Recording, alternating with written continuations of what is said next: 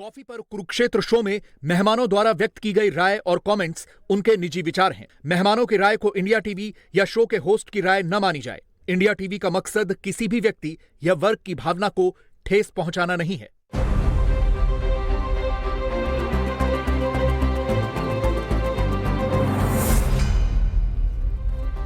नमस्कार, बहुत स्वागत आप सभी का व्यूअर्स। मैं हूं सौरभ शर्मा, रोज के तरीके से आपके साथ। आप देख रहे हैं आपका प्रोग्राम कॉफी पर कुरुक्षेत्र, जहां बातें करते हैं बिल्कुल खुल्लम खुल्ला, कुछ आपसे हम छुपाते नहीं है, कोई फिल्टर लगाते नहीं है। अब आज की बातचीत भी, ये जो लड़ाई इस वक्त चल रही है इजराइल और लेबनान के बीच में, कहां तक जाएगी, क्योंकि इजराइल तो थमता हुआ दिख नहीं रहा। उसने अभी तक कोई ऐसा इशारा नहीं दिया कि वो सीज फायर जैसा कुछ करने वाला है या अपनी तरफ से हमले रोकने वाला है, बल्कि अब तो यहां तक कहा जा रहा है कि वो लेबनान में अपने सैनिक भी भेज सकता है। अब ये सब और इस सब के बीच ईरान क्या करेगा? ईरान, जिसको आतंकवादी नंबर 1 मानता है अमेरिका भी, इजराइल भी, और इजराइल तो ये कह रहा है सब के पीछे है ही ईरान। तो ईरान क्या खामोशी से सब कुछ होता हुआ देखता रहेगा या खुद भी इस जंग में कूदेगा? और अगर ऐसा होता है तो फिर दुनिया, जैसे हम लोग अक्सर किसी भी युद्ध के बाद एक आशंका होती है, क्या कोई वर्ल्ड वॉर जैसी स्थिति बनेगी? क्या यहां मिडिल ईस्ट में जो हो रहा है वो उस तरफ जाता हुआ दिखाई देता है? आज के बहुत खास मेहमानों से आपको मिलवा रहा हूं। कर्नल राजीव अग्रवाल साहब हमारे साथ हैं, वेस्ट एशिया एक्सपर्ट हैं। सर, बहुत स्वागत आपका। कर्नल तेज टिक्कू साहब हमारे साथ हैं। सर, आपका बहुत स्वागत हमारे प्रोग्राम में। और प्रदीप सिंह जी रोज की तरह हमारे साथ हैं। सर, आपका बहुत स्वागत। सर, कर क्या रहा है इजराइल, ये जानना है, और ये कब रुकेगा जाकर के? नहीं, इजराइल ने बहुत ही अच्छा एक तरह से पैंतरा खेला है, और 16 सितंबर से जिस तरह से हिजबुल्लाह के ऊपर वो हावी हुआ है, वो हिजबुल्लाह ने अपने ऑर्गेनाइजेशन में, ईरान ने, या जो भी उनके साथ है, उन्होंने कभी सोचा भी नहीं होगा कि इतने कम समय में इतना भारी नुकसान और हमला उनके ऊपर हो सकता है। चाहे वो 17 सितंबर को जो पेजर्स अटैक हुआ, सिर्फ हिजबुल्लाह ही नहीं, पूरी दुनिया हिल गई कि ये हुआ क्या और कैसे हुआ। बिल्कुल। और जब तक कि लोग उसके बारे में सोच रहे थे कि भाई अच्छा, इसमें विस्फोटक कैसे डाला गया, रिमोट एक्टिवेशन कैसे किया गया, अगले दिन ही आपने देखा वॉकी टॉकी के ऊपर भी विस्फोट हो गया और बहुत सारे हिजबुल्लाह कार्डर्स मारे गए। फिर उन्होंने 20 तारीख को जो है इब्राहिम अकील, जो उनका बहुत सीनियर कमांडर है, रडवान फोर्स उसका कमांडर है और मिलिट्री इन्फ्लुएंस उसका बहुत तगड़ा है, उसको उन्होंने एयर स्ट्राइक में उड़ा दिया। और इन सब के बीच अभी जब स्थिति का जायज़ा लिया ही जा रहा था कि क्या होगा क्या नहीं होगा, जिस समय नेतन्याहू यूएनजीए में अपना स्पीच दे रहा था, साथ ही साथ जैसे कि सिंक्रोनाइज करके, ऑर्केस्ट्रेट करके, उसके कुछ ही मिनट बाद एयर स्ट्राइक हुआ बेरूत में, जिसमें उनका हिजबुल्लाह का कमांडर नसरुल्लाह मारा। लोग कह रहे हैं ये भी डिकॉय था एक किस्म का, कि भाई हिजबुल्लाह का गार्ड डाउन हो, कि भाई इनका तो प्राइम मिनिस्टर गया हुआ, अभी वहां बोलेगा जाकर के अमेरिका में, अभी थोड़ी हमला कर देगा ये किसी पे। इसको पता नहीं है, कह सकते हैं नहीं कह सकते, बिकॉज जो उन्होंने अटैक किया है वो बहुत ही स्पेसिफिक इंटेलिजेंस पे किया है। और जो अटैक हुआ है उनके कमांड सेंटर में, वो जमीन के काफी नीचे फोर्टिफाइड बंकर में था। तो ऐसा नहीं है कि वो खुले में घूम रहा था नसरुल्लाह। एक मतलब बिल्कुल शी वाज अंडरग्राउंड, बिल्डिंग के भी नीचे। इसीलिए जो उन्होंने बॉम्ब्स यूज किए, जो उनके इजराइल डिफेंस फोर्सेस ने खुद बयान में जारी किया है कि उन्होंने बंकर बस्टिंग, जो यूएस से मिले हुए उनके बॉम्ब्स हैं, जो कि उनका इस्तेमाल उन्होंने अफगानिस्तान में भी किया था, उसका इस्तेमाल उन्होंने गाज़ा में भी इनिशियल फेज में किया है। तो बंकर बस्टिंग बॉम्ब्स का इस्तेमाल किया गया, बिकॉज इतने फोर्टिफाइड बंकर्स जो उन्होंने नीचे बना रखे हैं, नॉर्मल एयर स्ट्राइक से नसरुल्लाह या उनके कमांड सेंटर के ऊपर कोई प्रभाव नहीं पड़ना था। तो अब समझ में आ रहा है ना कि वो पेजर अटैक्स, वॉकी टॉकी का बम बन जाना, ये सब कुछ एक कड़ी में था, मतलब एक चेन में था। और यहाँ तक अब सर, अब ये सवाल है कि यहाँ से आगे क्या, नेक्स्ट इजराइल का एंड गेम क्या है? नहीं, इजराइल ने अभी मन बना लिया है कि इस बार जो है, जो मौका मिला है या जो एक स्थिति बन के आई थी, इस बार उन्होंने पूरा काम तमाम करना है और हमेशा के लिए उनके जो बॉर्डर्स पे जो थ्रेट थी उसको उन्होंने ख़त्म करने की कोशिश की है। गाज़ा को उन्होंने ऑलमोस्ट जैसे कहते हैं फ्लैटन कर दिया है। हमास की फाइटिंग कैपेबिलिटी बिल्कुल एलिमिनेट कर दी है, 80 से 90% फाइटिंग कैपेबिलिटी खत्म हो गई है। वेस्ट बैंक में उन्होंने 27 अगस्त को जो डिलिबरेट ऑपरेशन किया, उसके बाद वेस्ट बैंक में पैलेस्टीनियन इस्लामिक जिहाद की फाइटिंग कैपेबिलिटी बहुत कम हो गई है। वेस्ट बैंक बता दें व्यूअर्स को कि इजराइल के नक्शे के अंदर ही आपको एक पीस फिट हुआ मिलेगा वेस्ट बैंक के नाम से। और उसमें मतलब जो उसमें अरब पॉपुलेशन काफी है। करेक्ट। एंड गाजा की बदले वेस्ट बैंक ज्यादा इंपॉर्टेंट है, बिकॉज पीएलओ का जो मेन हब है, जो मेन गढ़ है वो वेस्ट बैंक में है, जेरूसलम वेस्ट बैंक में है, रमल्ला वेस्ट बैंक में है। सो गाजा स्ट्रिप तो एक बहुत पतली सी ज्योग्राफिकल स्ट्रिप थी जो कि पार्ट ऑफ जिसे कहते हैं पैलेस्टीनियन स्टेट के रूप में माना जा रहा था, बट वेस्ट बैंक है एक्चुअल जो साइज में भी बड़ा है और पॉलिटिकली एंड स्ट्रेटेजिकली भी और जेरूसलम वहां पर है मोस्ट जेरूसलम। तो वहां पर वो पूरी तरह वहां पे भी फर्म ग्रिप में है फर्म ग्रिप में। अब बस बचा था नॉर्थ में जो कि था लेबनान और हिजबुल्लाह। तो 16 सितंबर को उन्होंने पब्लिकली अनाउंस किया कि हमारे जो 3 वॉर ऑब्जेक्टिव्स थे गाजा वॉर के, उसमें हम चौथा ऑब्जेक्टिव आज ऐड कर रहे हैं कि हमने अपने जो सेटलर्स हैं उनका सेफ रिटर्न नॉर्थ की तरफ इंश्योर करना है, जो उनके रॉकेट्स की वजह से इनको छोड़ना पड़ा था।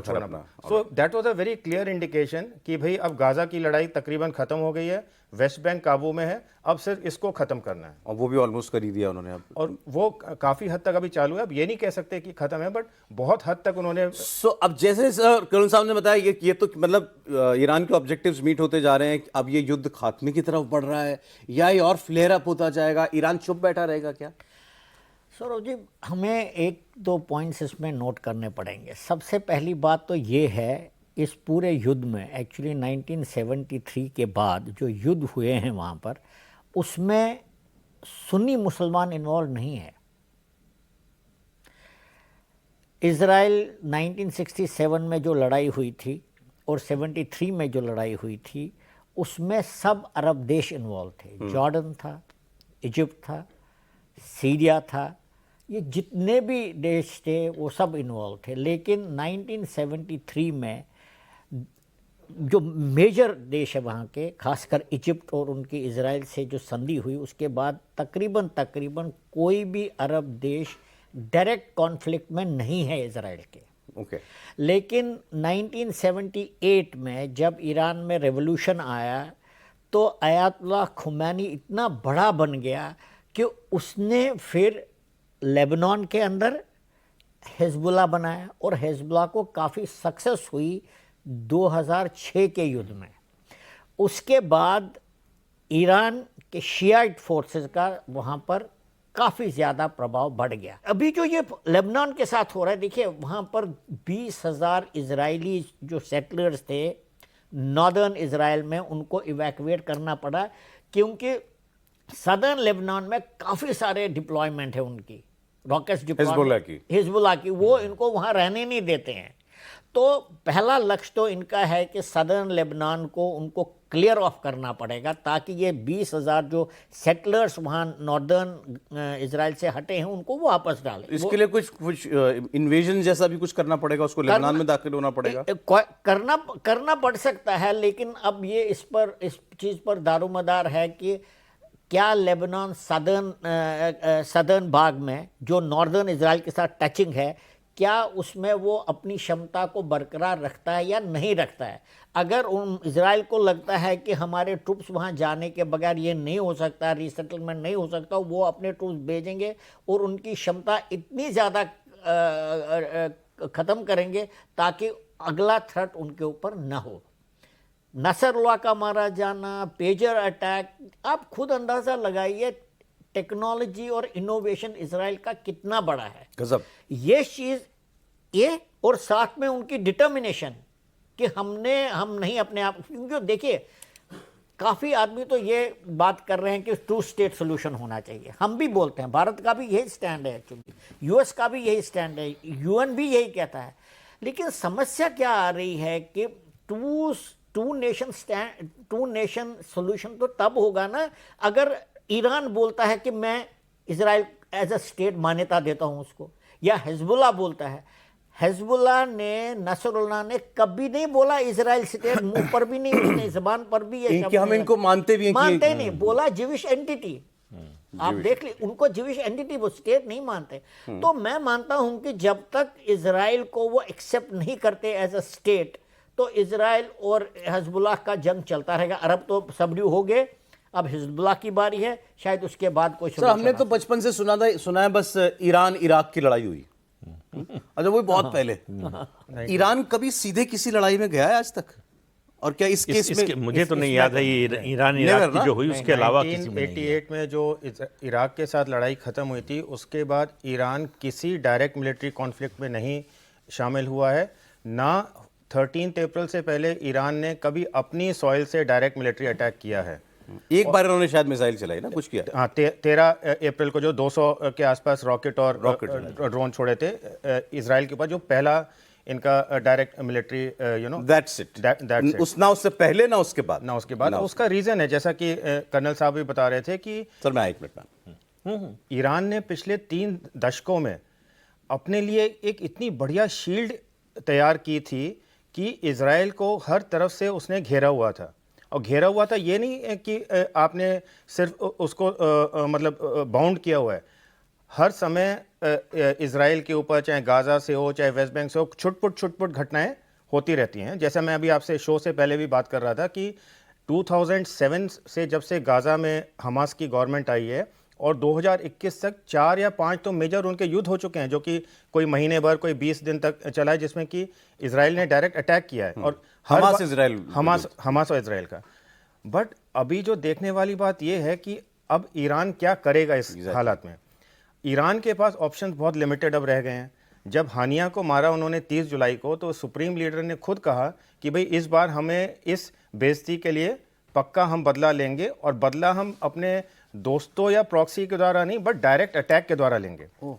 30 जुलाई निकल गई, अब 30 सितंबर आने वाली है, अभी तक ईरान ने कुछ नहीं किया था। हर बार हर 24 घंटे 48 घंटे में अमेरिकन इंटेलिजेंस का एक आउटपुट आता था कि भाई अगले 96 घंटों में ईरान का अटैक आने वाला है। उन्होंने 2 एयरक्राफ्ट कैरियर लेड फ्लीट और हज़ारों अपने जो एयरक्राफ्ट्स वगैरह हैं वो सब वहाँ पे तैनात किए हुए थे कि भाई अगर ईरान अटैक करेगा तो हमें किस तरह से उसे काउंटर करना है। अब ईरान के पास क्या ऑप्शन है? गाज़ा में हमास की मिलिट्री कैपेबिलिटी काफ़ी हद तक ख़त्म हो चुकी है, एलिमिनेट नहीं हुई है बट काफ़ी हद तक ख़त्म हो चुकी है। वेस्ट बैंक में इजराइल ने पूरा अच्छे से ओवर पावर कर रखा है, और लेबनान में हम बात कर ही रहे हैं जो हो रहा है। ईरान डायरेक्ट अटैक जो उसके ऊपर हो सकता है इजराइल और यूएस और वेस्टर्न एलाइज के द्वारा, उससे सिर्फ इस वजह से बचा हुआ था अभी तक कि इजराइल के तीनों तरफ उसने इजराइल को बांधा हुआ था प्रॉक्सीज के द्वारा, जो कि एक्टिव थे और उसको चैन से नहीं रहने अब वो खुल गया। अगर वो खुल जाता है और ईरान अभी भी चुप बैठा रहता है, तो क्या ईरान के ऊपर अब खुद के डायरेक्ट अटैक का डेंजर रहेगा? ये इजराइल मारेगा कि नहीं मारेगा इजराइल को? सीधा ये सर सवाल है सर। मतलब अब अच्छा, मैंने तो सवाल ये किया था क्या ईरान कुछ करेगा हमला? कर्नल साहब बता रहे हैं, अब सवाल है कि क्या इजराइल सीधा कर सकता है हमला ईरान के ऊपर? नहीं, देखिए एक चीज़ अभी जो आपने शुरू में कही, यूएन में जब बोलने जा रहे थे नेतन्याहू, तो वॉर हो या पॉलिटिक्स, उसमें सरप्राइज एलिमेंट का असर मल्टीप्लायर इफेक्ट की तरह होता है। जिस समय नेतन्याहू बोलने जा रहे थे, ईरान हो या हिजबुल्ला हो, इन सबको था कि भाई यूएन जनरल असेंबली में बोलने जा रहे हैं, वहाँ से अगर उस समय अटैक होगा तो इजराइल की क्या हालत हो जाएगी, पूरी दुनिया इजराइल के खिलाफ खड़ी हो जाएगी। और इजराइल को, मोसाद को, उनकी इंटेलिजेंस को ये पता था कि इस समय जो है नसरल्ला से मिलने उनका जो क्वाड फोर्स है ईरान की, उसका कमांडर अब्बास वो मिलने गया। जनरल भी मरे हैं, ईरान के एक जनरल भी मरे ना उस दिन, कुछ फोर्स का जनरल मारा गया है। वो भी वहां पर मौजूद है। तो इसलिए अटैक किया उन्होंने, टाइमिंग उन्होंने, और इस बात की कोई परवाह नहीं की कि यूएन जनरल असेंबली में हमारे प्राइम मिनिस्टर बोल रहे हैं नहीं बोल रहे हैं। उनका जो लक्ष्य है और उनका जो इरादा है वो बिल्कुल क्लियर है। एक बात, ईरान जो कुछ कर रहा है अपने प्रॉक्सीज के जरिए कर रहा था, जैसा कर्नल साहब ने बताया कि अब प्रॉक्सीज जो है धीरे धीरे उनकी ताकत खत्म हो रही है, कुछ की खत्म हो गई, कुछ की खत्म हो रही है। और इजराइल ने इस बार तय कर लिया कि इन प्रॉक्सीज को पहले खत्म कर देना है, तो एक्सपोज कर दो ईरान को, पहले साइड के निपटाओ, इनको निपटाओ, फिर मेन विलन के, फिर देखें ईरान में कितना दम है। लेकिन एक चर्चा इस समय वेस्ट में यह भी हो रही है कि ये ईरान हो, हिजबुल्ला हो या हमास हो, इनको पैसा और हथियार कहां से मिल रहा है? ईरान से मिलता है। मतलब इजराइल तो ये बोलता है ईरान, भाई ईरान पर इतने सैंक्शंस हैं, इसके बावजूद उससे तेल कौन खरीद रहा है? चीन। तो सबकी, मतलब किसी के पास कोई इंफॉर्मेशन हो या होगी तो मतलब पब्लिक नहीं है, कि ये आशंका है कि चीन हथियार और पैसा दे रहा है कि नहीं, ये कोई कंफर्म करने को तैयार नहीं है। लेकिन इतने दिन अगर सरवाइव कर रहा हथियार और पैसे से, मतलब आर्थिक उसके जो स्रोत हैं, तो कोई ना कोई पीछे है। एक बात यह है, दुनिया में दूसरा कहीं भी कांड हो, घूम फिर के कहीं एक तार जाके लगती जरूर है चाइना के साथ। दूसरी समस्या यह है कि अमेरिका में प्रेसिडेंट के इलेक्शन चल रहे हैं और नेतन्याहू को यह पता है कि उनको मतलब ये पता नहीं है कि ट्रंप आएंगे कि नहीं, लेकिन ये पता है कि अगर कमला हैरिस आई तो उनके लिए मुश्किल हो जाएगी। उन्होंने भी मुश्किल ये हो जाएगी कि अमेरिका हथियार की सप्लाई उस तरह से जारी रखना शायद न रखे। दूसरा, अगर और प्रेशर होगा नेतन्याहू पर, इजराइल पर, कि वो शांति वार्ता के लिए आए, और अगर ऐसा नेतन्याहू करते हैं तो उनका जो राइट विंग सपोर्टर है वो उनको छोड़ के चला जाएगा। तो उनकी सरकार का जो 2 साल का कार्यकाल बचा हुआ है, तो कहा यह जा रहा है कि नेतन्याहू के पास 2 महीने का समय है, जो करना कर लो, जो करना है कर लो। इस समय अमेरिकी इलेक्शन से पहले हाँ, इलेक्शन से पहले पहले जो है जो कुछ करना है कर लो, लेकिन इतने कम समय में इतना बड़ा ऑपरेशन जो है वो संभव है नहीं। सवाल यह है कि कितना कर पाएंगे आप, इसी का सवाल है। दूसरा, देखिए अयातुल्लाह खमेनी ने, जैसा कर्नल साहब ने बताया, 89 में वो जो है सुप्रीम लीडर बना और 92 में ये नसरल्ला जो है वो हिजबुल्लाह का चीफ बना। नसरल्ला को खमेनी मानते हैं कि वो अपने बेटे की तरह मानते थे, तो उनके लिए वो इतना बड़ा सेटबैक है जिससे निकलना मुश्किल है। अब प्रतिष्ठा का सवाल बन गया है ईरान के लिए कि हमारी बेइज्जती पर बेइज्जती हो रही है, हम कुछ कर नहीं पा रहे हैं। उस पहलवान की तरह है कि जो हर बार कहता है मार खाने पे कि अब की मारा तो मारेंगे, लेकिन मार नहीं पा रहे। और जो मार पाने की उनकी क्षमता थी, जो मारक क्षमता थी, वो लगातार घटती जा रही है। ईरान और अमेरिका, इजराइल और अमेरिका को एक मानते हुए हम बात करें कि जो कुछ भी हो रहा है अभी, इजराइल जो कुछ भी कर रहा है फुल अमेरिकन बैकिंग के साथ, अमेरिकन वेपन्स के साथ, और अभी साथ में उसने अपने और हथियार और जंगी बेड़े और खड़े कर दिए कि तू करता रहे, हम देख रहे हैं, चिंता मत कर, लगा दिया हमने। दूसरी तरफ का काम जो सर ने कहा, कौन है? नहीं, इसमें एक चीज और जोड़ लीजिए, वो ये कि इजराइल के खिलाफ नहीं अमेरिका, और जाएगा भी नहीं। नहीं, ये लेकिन उसी उसी तरह साथ है। एक साथ नहीं, साथ तो है, हम दूसरी बात कर रहे हैं, हम कह रहे हैं लेकिन नेतन्याहू के साथ अमेरिका जो है वो कोई भी रिजीम हो उतनी ही शिद्दत के साथ खड़ी होगी, इसकी कोई गारंटी नहीं। मे बी वो जो आपने कहा कि इलेक्शन के बाद अगर मान लें कमला हैरिस आ जाती हैं तो क्या होता है। दूसरी तरफ कौन कौन है? ये जो इस वॉर में सबसे बड़ी जो समस्या आ रही है, इजराइल के अगेंस्ट जो फोर्सेस फाइट कर रही हैं, हिजबुल्लाह, हमास, PIJ, ईरान, हौती, जो भी फोर्सेस फाइट कर रही हैं, उनके लिए जो सबसे बड़ी समस्या आ रही है, जो आपने सवाल रेज किया, वो ये है कि उनको रीजन से कोई सपोर्ट नहीं मिल रहा है। अच्छा, उसका क्या है, अभी मैं आपको कंट्री बाय कंट्री बताता हूँ। सबसे पहले लेते हैं हम इजिप्ट और जॉर्डन। इजिप्ट और जॉर्डन ने कम से कम 3 या 4 बार अनाउंस किया है कि भाई ये फलाना फलाना हमारी रेड लाइन है, इसको क्रॉस करोगे तो हम मजबूर हो जाएंगे इस युद्ध को ज्वाइन करने में। उन्होंने रफा बॉर्डर के ऊपर जब इसराइल ने अटैक किया, ग्राउंड फोर्सेस भेजे, तो इजिप्ट में बोला भाई ये हमारा बॉर्डर है, इसके ऊपर अगर आप आओगे तो ये हमारी रेड लाइन है, हम बर्दाश्त नहीं करेंगे। रफा का ऑपरेशन हो गया, उन्होंने उस क्रॉसिंग के ऊपर अपना कंट्रोल कर लिया है इसराइल ने, इजिप्ट ने कुछ नहीं किया। जॉर्डन ने बोला भाई अगर मेरे कंट्री के अंदर रेफ्यूजीज़ आए, पैलेस्टीनियन रेफ्यूजीज़, या मेरी एयर स्पेस को वायलेट किया गया तो मेरे लिए रेड लाइन होगी और मुझे युद्ध में शामिल होने पे मजबूर होना पड़ेगा। क्या हुआ? रेफ्यूजीज़ जा रहे हैं, 2 या 4 बार उनकी एयर स्पेस वायलेशन हो चुका है, जिसके थ्रू एयरक्राफ्ट और मिसाइल्स गए हैं, कुछ नहीं हुआ। तो किसी को कुछ समझ नहीं रहा है। नेक्स्ट लॉट है आपका कतर और टर्की। कतर और टर्की जो है बेसिकली फाइट कर रहे हैं, किस तरह से कि एक इनडायरेक्ट वे में पॉलिटिकल फाइट कर रहे हैं, ताकि वो इजिप्ट के साथ और US के साथ एक सीज फायर डील के तरफ बात कर रहे हैं, बट ये जंग रुकवाओगे, ये जंग रुकवाओ। ओके, नेक्स्ट आपके आते हैं UAE और सऊदी अरेबिया। सबसे बड़ी जो पोजीशन इस युद्ध में अगर किसी 2 देशों ने ली है वो है UAE और सऊदी अरेबिया। दोनों ने पहले दिन से अपने आप को बिल्कुल साइड में रखा हुआ है इस युद्ध से। कंडमनेशन के स्टेटमेंट देते हैं जब कोई बहुत बड़ा कोई हादसा होता है, कोई बहुत बड़ी सी बहुत लोग मारे जाते हैं, कुछ होते हैं, बट उन्होंने अपना रास्ता तय किया हुआ है।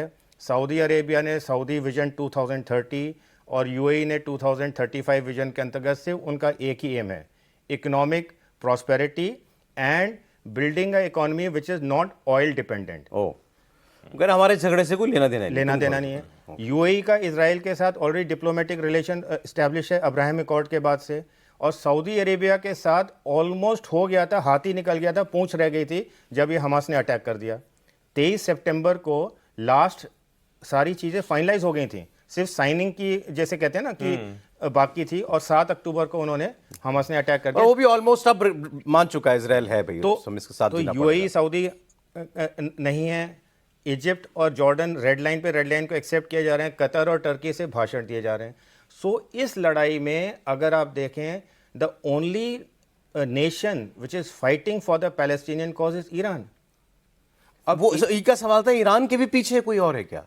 नहीं, कौन सपोर्ट कर रहा देखिए, है? कौन सपोर्ट कर रहा है? वो इसके कोई जैसे सर भी कह रहे हैं कि इसके पीछे हमारे पास ना कोई तथ्य है ना कोई सबूत है, बट वेदर ईरान के पीछे कोई वन टू वन जोड़े सर। रशिया ने कंडेम किया है इसका मारा जाना, नसरुल्लाह का मारा जाना, वो कंडेम किया है रशिया ने। एक रशिया के पीछे खड़ा है चाइना। एक फैक्टर पे और ध्यान देना चाहिए। सऊदी अरब ने जो है वो पॉलिटिकल इस्लाम से तौबा करने का फैसला कर लिया, और ये लड़ाई पॉलिटिकल इस्लाम की है। सौरभ जी, ये जो पॉइंट इन्होंने रेज किया, ये एक्चुअली इसका इतना ओवरवेलमिंग इन्फ्लुएंस है मिडिल ईस्ट के ऊपर, और इसके विषय में कोई बात नहीं करता। चाइना? नो, नहीं, पॉलिटिकल इस्लाम। हमें देखिए, शिया सुन्नी की लड़ाई तो उतनी देर से, जब से इस्लाम पैदा हुआ 200 साल के बाद की, और ईरान ने फैसला किया, शियाज ने फैसला किया है कि जब तक उनके पास 2 बड़े स्थान जो सऊदी अरेबिया कंट्रोल कर रहा है, जब तक हमें नहीं मिलेंगे तब तक वो चैन से नहीं बैठेंगे।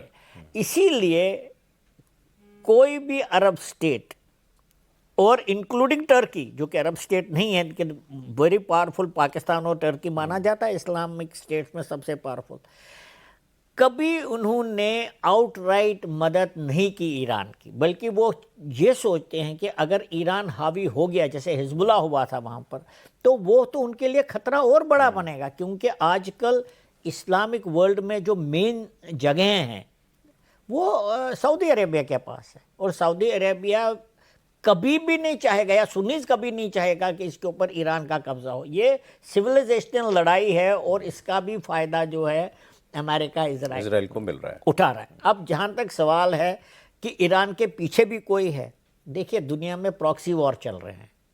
रशिया के बरखिलाफ यूक्रेन है, वो तो अमेरिका लड़ रहा है, नेटो लड़ रहा है। ईरान अगर इनके साथ लड़ाई लड़ रहा है, अमेरिका के साथ, इजराइल के साथ लड़ रहा है, तो उसमें चाइना और रशिया डेफिनेटली इन्वॉल्व हैं, क्योंकि लड़ाई तो दोनों की है, उसको यूज़ कर रहे हैं। लेकिन ये कब तक चल सकती है?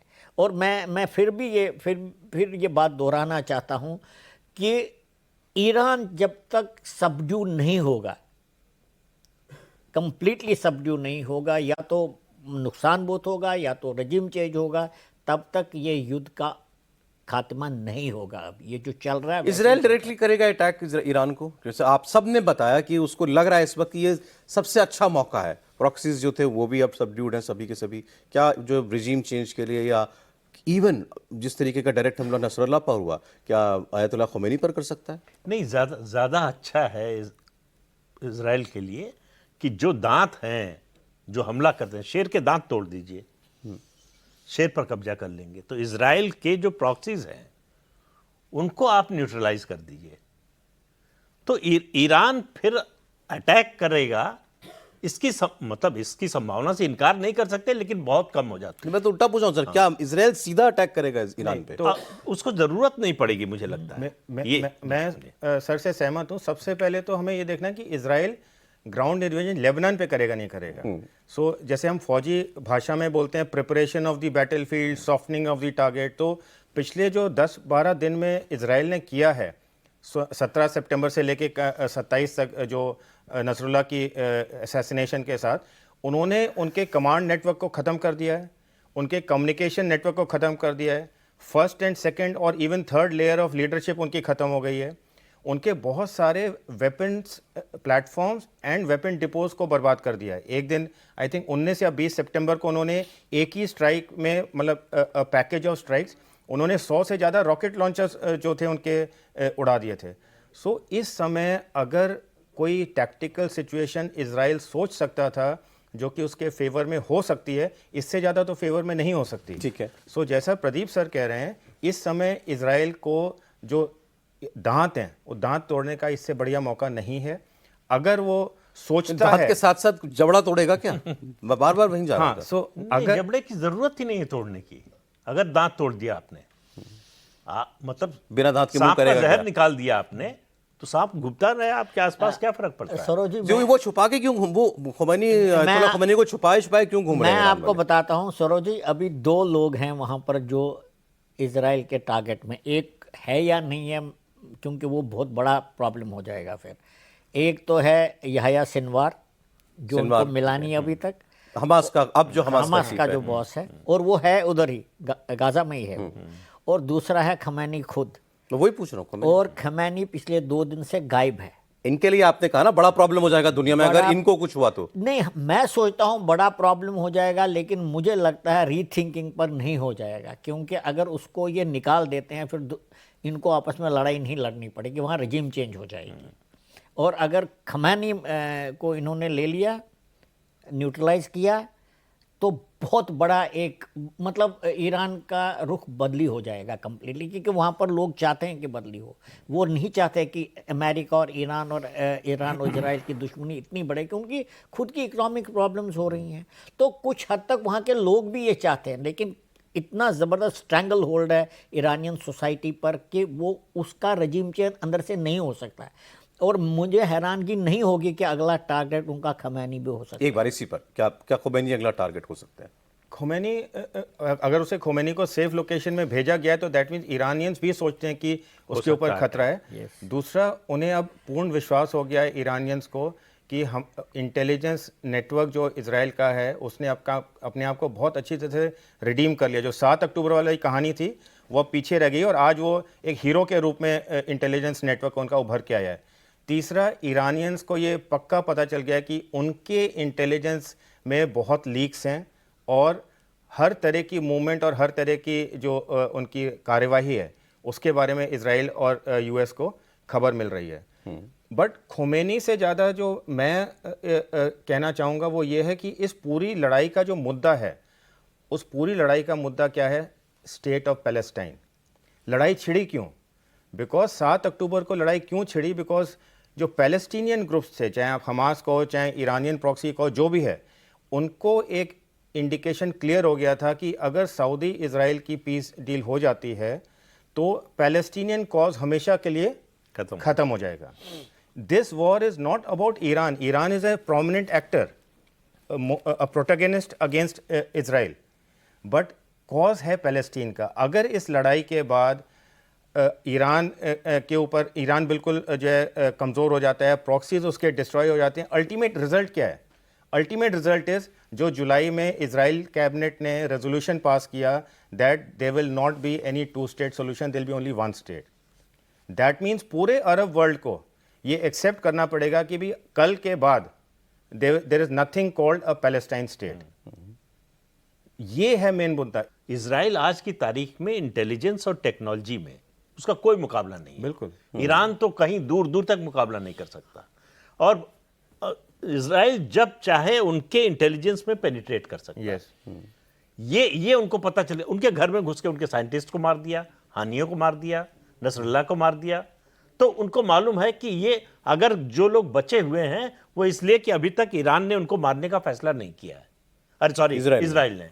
ठीक। तो इसलिए जो है ईरान को 10 बार सोचना पड़ेगा अगर वो काउंटर अटैक किया उसमें सीधे शामिल होने के बारे में सोचता है। मुझे नहीं लगता, मतलब मैं कोई एक्सपर्ट नहीं हूं इसका, लेकिन इतना कह सकता हूं जो परिस्थिति दिखाई दे रही है उसमें जो है कि अगर ईरान को अपनी चिंता होगी तो उसके लिए सर्वाइवल का तरीका ये एक ही तरीका है कि सीधे लड़ाई में शामिल ना हो। देखिए सरोज जी, सर समय मेरे पास कम रह गया। अगर मैं सिर्फ एक चीज बोलना चाहता हूं, सिर्फ टेक्निकल इंटेलिजेंस अल्टीमेटली डिसाइड नहीं करती हिट करें या नहीं करेंगे।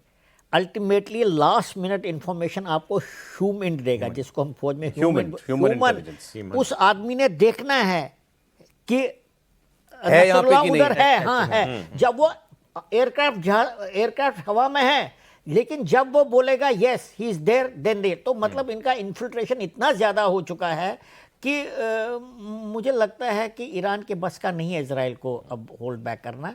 और बिल्कुल ठीक कह रहे हैं, ओल्ड सिविलाइजेशन है, बहुत बड़ी कंट्री है, लेकिन मुझे लगता है रजीम चेंज हो सकता है। ईरान में रेजिम चेंज एक गोल हो सकता है इस सारे झगड़े के बीच में।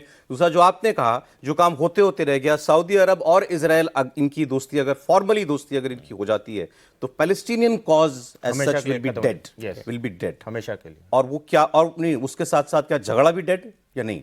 सो अगर ये मेरा लास्ट क्वेश्चन आपसे। अगर अरब वर्ल्ड ने डिसाइड कर लिया है कि Palestinian cause is not as big as what their future is, तो फिर तो कहानी हमारा अपनी तरक्की ज्यादा इंपॉर्टेंट है इस झगड़े में नहीं पड़ना। ये बहुत हो गया। 70 साल से चल रहा है, इसका कोई इलाज नहीं है। जो एक ज्योग्राफी है उसमें वाइबल स्टेट बन ही नहीं सकता, और रोज रोज ये जो है पिन प्रिक्स लगे रहते हैं। हमारा इकोनॉमिक एजेंडा इससे डिसरप्ट होता है। तो अगर ये एक बड़ी सोच एनवायरनमेंट में है और इस युद्ध के बाद जो है ये हो जाता है, और अब तो फाइनल उन्होंने इजराइल अभी तक जो कहता था नहीं करेंगे 2 स्टेट ये वो, अब तो उसने एक फॉर्मल रेजोल्यूशन पास कर दिया। One state Israel, one state Palestine जैसा कुछ है ही नहीं। हाँ, और वेस्ट बैंक में PLO रहेगा और वो ऐसे ही चलता अरे रहेगा। वेस्ट बैंक में जो है वो है, इतना ही तुम अपना मानो। PLO रहेगा वहाँ अंडर हम- इजराइल एडमिनिस्ट्रेशन, मतलब उनको थोड़ी बहुत और ऑटोनॉमी। गाजा का क्या करेंगे? Gaza will be finished. Gaza will be nothing. हाँ, nothing। Gaza will be under Israeli. जो भी वो कहते हैं कि भाई हम एडमिनिस्टर नहीं करना चाहते, बट जो भी एडमिनिस्टर करेगा रहेगा तो उनके कंट्रोल में ही ना। सो इससे इजराइल फिलिस्तीन का झगड़ा हमेशा के लिए ये खत्म करना चाहता है। एम यही है। अब लेट्स सी ये हो पाता है कि नहीं हो पाता। अगर ऐसा हुआ, देखें कोई भी युद्ध झगड़ा दुनिया में कोई भी सोबर माइंड नहीं चाहता कि हो। फौजी बैठे मेरे सामने ये भी नहीं कभी चाहते होंगे कि युद्ध कहीं चले। मैंने तो सुना यही है सर कि करेक्ट। एब्सोल्युटली। पीछे से बहुत लड़ जाओ, पहलवानों को लड़ाने वाले पीछे बहुत होते हैं। पहलवान खुद नहीं चाहता कभी कि झगड़ा हो, लड़ाई हो। तो ये, लेकिन कभी कभी स्थायी शांति के लिए युद्ध अनिवार्य होते हैं। और क्या ये ऐसा ही एक युद्ध है और युद्ध खत्म हो, ये सब लोग चाहते हैं, और उसके बाद एक स्थायी शांति मिले। देखते हैं दुनिया में आगे क्या लिखा है। बहुत शुक्रिया सर, कर्नल टिप्पू साहब बहुत शुक्रिया आपका, कर्नल अग्रवाल बहुत शुक्रिया आपका, प्रदीप जी बहुत शुक्रिया सर आपका भी।